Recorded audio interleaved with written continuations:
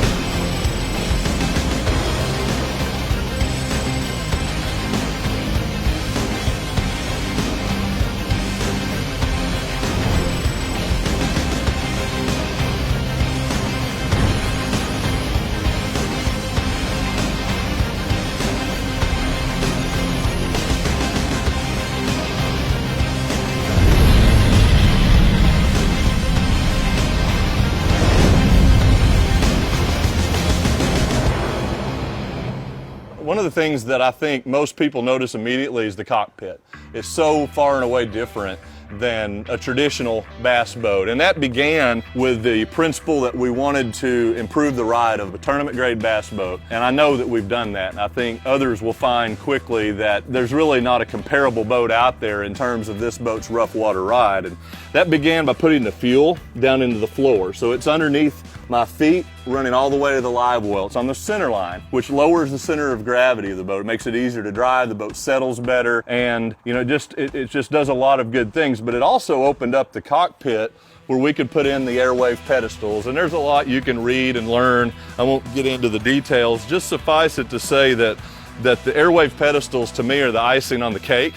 The cake is the deeper V in the hull, the fuel down underneath, just the overall philosophy that we wanted a better ride. But then as you drop in the driver's seat and are able just to notice how it's like having a shock in a nice riding vehicle. It just takes every bit of the roughness out. To me, that's maybe outside of the fishability of it, the most important attributes, the boat's ride. I think the thing to really stress that until you experience the boat firsthand, you don't have a full understanding. I can talk about it in this boat stall all afternoon, but it won't do the same thing as you experiencing it. Down in the cockpit, this EVA flooring, and so I apologize if it's got gravel and things in it, but it's because I hadn't cleaned it, because you don't have to.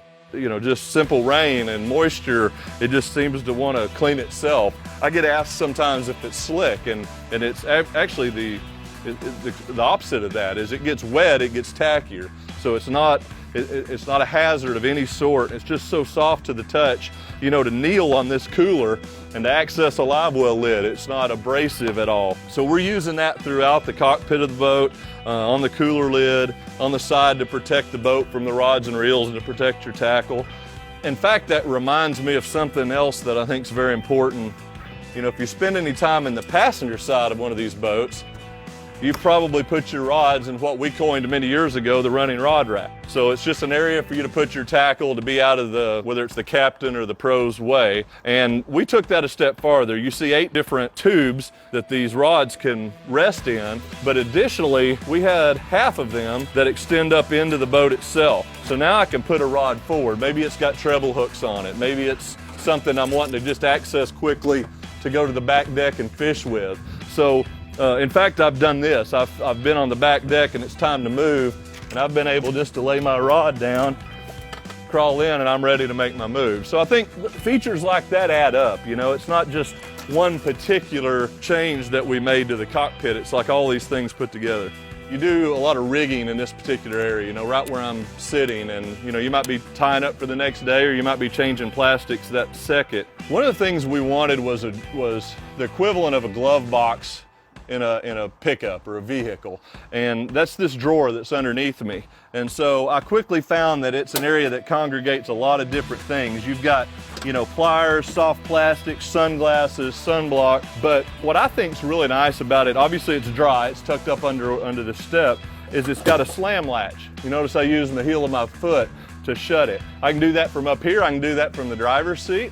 It also, if I had to reach down and grab something while the boat's underway, it's not also going to blow everything out. I can reach down and grab my glasses, the drawer's shut, and I'm actually on plane running down the lake. If you had that here, you wouldn't want to do that. If you open that lid, it's going to blow things 100 different directions. And so I'm really fond of the drawer, and the reason for it is because we wanted this cooler right here in between the driver and passenger seat. And you'll notice my snacks are right here on one side, my drinks are iced down. If you just really boil it down and think about it, when do you get something to drink in a tournament atmosphere? Well, it's when you're moving. You typically don't do that while you're fishing. So you sit down and make the decision to move. You reach down and get your drink, shut the lid, and move on to the next spot. I can get into the science of it, but it's just suffice it to say it's completely insulated and it's easy to maintain, holds ice very well. It's part of the boat. I'm the kind of guy that likes a single console. There's a good many of them sold as duals, and I've fished out of them, and they're great too. They give you quite a bit more storage and protection. But in this single console, the ease of access, this open cockpit does so much. I'm able just to slide right in behind the driver's wheel, and I've got a 16-inch depth finder here, largest you can put in. I can tilt the wheel down, I can read every bit of the screen. Tilt steering standard, by the way. But the things I really like is what we've done with the technology that exists today. These gauges are all tied into the NEMA network to the engine and the depth finder. So I'm able to know exactly what my fuel usage has been. I know my trim as a percentage of the angle. If I want to look at engine diagnostics, I'm able to do that here, or I can even go to the home screen. I'm able to look at all the different things. So all this comes standard. It's not something that gets added on after the fact. It's just built into the boat itself, and you will grow to appreciate it. We make long runs on a lot of these tournaments, and to know within 1/10 of a gallon what I've consumed that day, that's pretty darn important. And I mean, I just touched on the console. The windshield's different. It's a floating windshield. You'll see it suspended up off of these pillars. It makes it easy to clean underneath, but it also gives you a nice protection. It's not in the way, which a good many of them have been in the past, but it'll take the wind and rain off of you. You're able to put this seat, it's both the driver and passenger, on a seat slide. So, you know, I'm a fairly tall guy. Look at all the leg room I've got, but you can scoot it all the way up if you're not. These elevator or anti-vandal switches, to me, I've grown very fond of. They're easy to read, easy to use, and they're reliable, which is important, especially with the resettable breakers. You know, from a maintenance perspective, it's also important to note that all this wiring harness, everything's labeled. There's not a schematic that's up under a lid that's hard to decipher. You're able to take this dash apart and know what each and every wire is. One of the more aggravating things in tournament fishing is this guy. Aggravating in the fact that they're bulky, they're cumbersome, but they're necessary. I mean, you work so hard to get a fish on that you sure want to have this handy. But we've tried it in the past different ways. We've laid them down on the floor, and we've had grommets that they slid into. But the fundamental problem was you were always stepping on them. You were stepping onto the bracketry or the hoop or the handle. And so when we designed this boat, we wanted to put this net. This is a large net, a large Frabill net, and you're able to slide it. It's an ambidextrous net holder. You see it go behind the driver with the hook. Maybe I'm fishing down the port side. I'm able to lay that either direction. I travel down the interstate with the net right where you see it.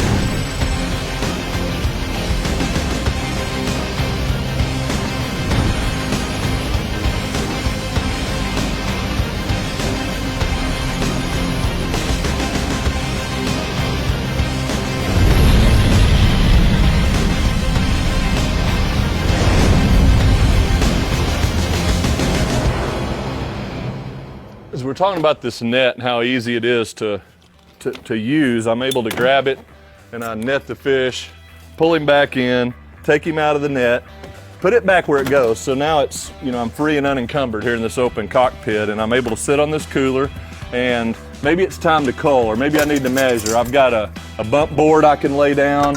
You'll have your buoys right here handy. Again, it just shows you the value of the drawer. Do your culling, but now, you know, we're going to get to the meat of the matter, and that's where the fish is going to spend the rest of his day, and that's in this live well system. And you'll hear us call it an intensive care live well system, and that's not, you know, you could call it a fancy marketing buzzword, but it's real. It's real in the fact that I believe we're protecting our catch much more than with any other system that's out there. So what we're able to do with this is you not only just have your traditional, we put an oxygenator in there standard, you've got a Venturi air system, but you can also go to the full mode just by the turn of a valve, which increases the volume, increases the oxygen, but it takes the slosh out. And you'll notice in some of these videos how much these fish are traveling in rough conditions, one way or the other. And it, you know, it's just, I think, an eye-opening experience for me to know how important the system is and how easy it is to use. And you get past that, just the ease of access with these Lexan or Plexi see-through lids, and they're on friction hinges. It's really easy to understand where your fish are, what kind of condition that they're in. So, you know, there's plenty of live well systems out there that'll keep your fish alive till you weigh them in, but I don't believe there's any that does what this one does in preserving and conserving our sport. When you're talking about the back deck, outside of the live well, it's flanked by 2 huge storage boxes. Again, this is my partner and I in tournament tackle. You can just see how much room. Look at the depth. The depth of this thing, it's that deep to haul. You know, this is your typical Plano box, and it swallows it. The drains in the center, they're dry boxes, as I mentioned earlier, these raised lips. One small thing is this striker plate. If you've had a boat recently, you probably had a partner do that to it. It's pretty aggravating because it chips the gel coat. In our case, we've got a stainless plate that's preventing that from happening. It's also another layer of security. So on each side, you've got that, and then your batteries in the back. You just got so much room. I've even got an ammo box full of wrenches and tools, extra oil, all 4 batteries, a master power switch. All those things are really easy to access. It's just a thought out storage situation. And so, you know, from a fisherman's perspective, it's a wonderful back deck. You've got plenty of room. You can walk side to side. I spend a lot of time doing this, where you can walk all the way from the front to the back and never have to get down into the cockpit. Makes a difference if you're netting a fish, or maybe you're needing to go catch the trolling motor because your partner's tying something else on. Just a really fun boat to fish from. You know, of all the features that this boat has, one that's very unique, and maybe my favorite, is this key fob system. It's a proximity key fob, so it actually locks your keyless or your ignition if you're off grabbing lunch or away from the boat. But it's multi-function. You can use it to trim the engine up and down. You can use it to turn your interior lights on and off. You can even start and stop the motor with it. And it also is a secondary kill switch. By wearing this, I wear this all the time now, regardless of the conditions. So now I know I've got a kill switch on in addition to the one that the engine supplier provides. But it makes the boat so easy to make a quick move. So oftentimes, if you're on the front deck, for example, and you're ready to move, it's like, hey, it's time to move. You're able to come down, and I can simply hit on and start, and I'm moving. I didn't have to key a code in. It's a really quick and easy system. It's very proven. So again, it's all this technology kind of wrapped into a platform unlike anything else that's out there. I think maybe the most important thing I can convey is, as a guy that spent a lot of time in one, and different kinds. There's a lot of features on this boat that's incorporated that we designed many years ago. But I wanted to really show you the new innovations, the stuff that just we're pioneering with our team at Vexus Boats. But to fish out of this boat, for a guy that, you know, still enjoys this, I hold a fishing rod on Saturday, not a golf club. A lot of our team members do.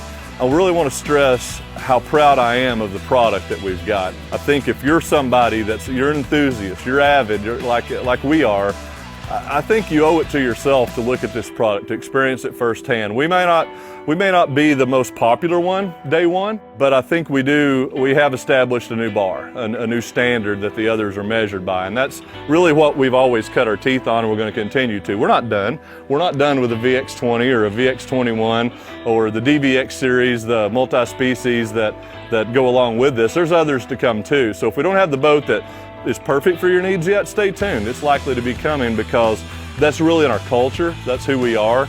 And you live and learn and listen out here. It happens out here. It doesn't happen in a boardroom, or it doesn't happen at at some think tank or focus group. It happens here at the launch ramp, or at the weigh-in, or at the takeoff out with our customers. And so if you get a chance, check it out. I hope you've enjoyed some of what I've showed you. I know this, I've enjoyed fishing out of it more than anything I've ever done.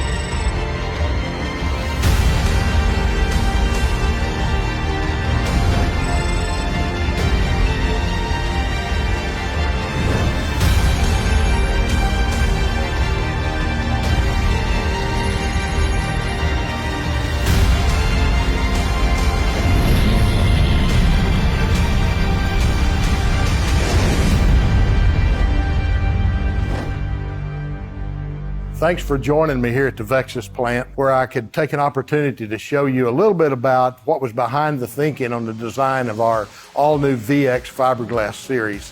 One of the things we wanted was a superior ride in the boat. We look at overall performance of the boat, kind of a three-legged stool. Fishability, certainly you can't give up anything on that side. You need a great ride because we're going farther in rougher water and bigger bodies of water.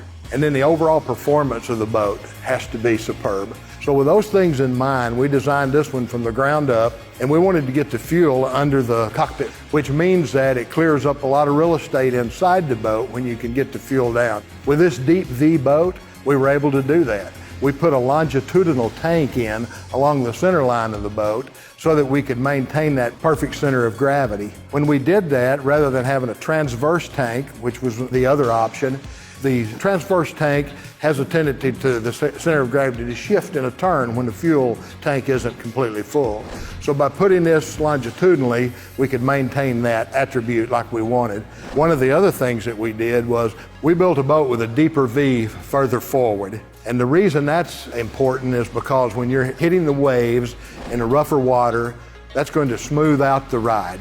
We also made it a convex design. So that convex design sheds the water quicker. As it penetrates into the water, it will throw it away from the boat, which softens the ride. Another thing that we did at the chine, which is where the hull turns to the bottom, we reversed that so that the water is absolutely thrown down. As soon as it clears the bottom of the boat, it's turned down back into the lake. We also flared the hull, and by doing that, as you can see, when the boat comes down on a wave, it's going to clear the water away from it. We also have a mechanism here for even making sure that it doesn't track up to the rub rail. As we added that flare, it increased the beam, pulled the shear outward. When we did that, as you can see, a more conventional line would have been for it to go here. When we pull this out, we also pull the deck out with it. It also adds width into the front. So this expanse of room is very important for two fishermen to be able to fish on the front deck side by side. So very important real estate there. We also got this protected area in the fork, which pretty much houses the trolling motor when it's not deployed, which gives it a good advantage for clearing brush and so forth when you're backing up or swinging around. Just as important as the shape of the hull is how the hull is constructed. And we put a lot of effort into this VX series hull. We developed a process we called infused composite construction. And that means that we have closed molded or underneath a bag built every part of this boat. The hull has hand-laid materials strategically located all throughout the hull, so we can put triaxial materials, we even have quadriaxial, so which is to simplify is to say that we have materials that fiberglass is running in the longitudinal direction, in the lateral direction, and in 45 degrees of each other. We can't always predict the stresses that are going to be applied when you hit a wave a certain direction. So having this fiber oriented in every direction is very important for the durability of the hull. Another thing that we do when we're talking about infused composite, we pull a vacuum on this, so it's environmentally very clean way of building a boat. The resin is pulled through the fiberglass, so it only requires exactly the resin needed to saturate that material or that fiberglass composite material. So the result of that is that we get a lighter hull, a stronger hull, and a more durable hull with better physical properties because we have infused it with the proper materials. Because of this infusion process that I've talked about, that our hull, stringers, deck, the entire boat actually, we carried that right through to the transom. Transom is without a doubt one of the more important parts of a bass boat. With these larger horsepower engines, the four strokes are getting heavier. We're adding shallow water anchors and a lot of components to the back of the boat that several years ago was kind of unheard of. When we did this overall design, I told you a second ago about how we pushed the fuel tank forward a bit and put it longitudinally so that we didn't have the center of gravity shifting as dramatically as we do when it's transverse. When we do that and infuse the hull, we wanted to infuse the transom at the same time. So let me break the transom kind of into three segments. The first third is infused right along with the hull. So it's a monolithic infusion where there's no cracks or gaps or anything glued together. It's built in, literally, in with the hull. The second one is I'll call it a unibody, which is built out separately and infused in its own mold.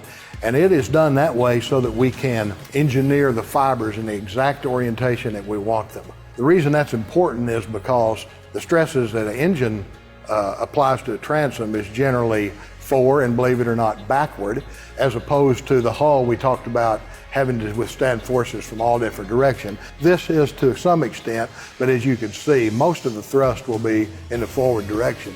So we can engineer those fibers exactly like we want them and orient them in a way so that it's consistent and repeatable and lightweight. I would say that our transoms are all fiberglass. We don't have wood, obviously. We don't have any other kind of foam material or urethane. It's fiberglass, and it's the materials that are oriented in exactly the right direction. We put the final third layer on to make the thickness on the inside, and we do that in this general area from the center line out. Many times the shallow water anchor is hanging off of the engine, off of its own separate bracket.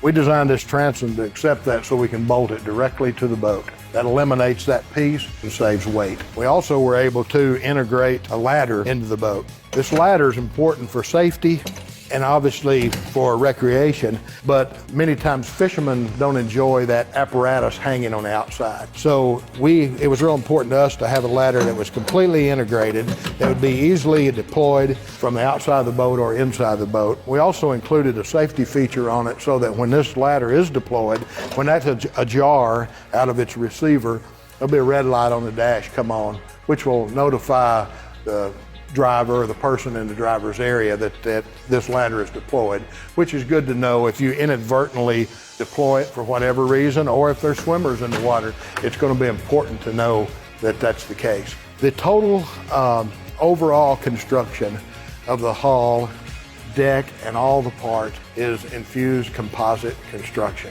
We're taking a lot of pride in the development of that process, and to be able to engineer precisely where we need the fiberglass to be, where we need weight, where we need stiffness.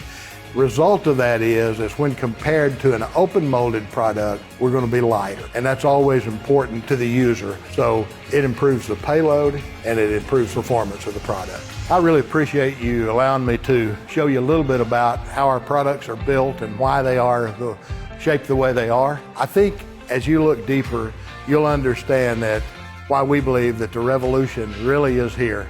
Vexus products are awesome products. We're very proud of them, and we know you will be. Just look deeper, contact us, and again, thank you for allowing us to talk to you today. Appreciate it.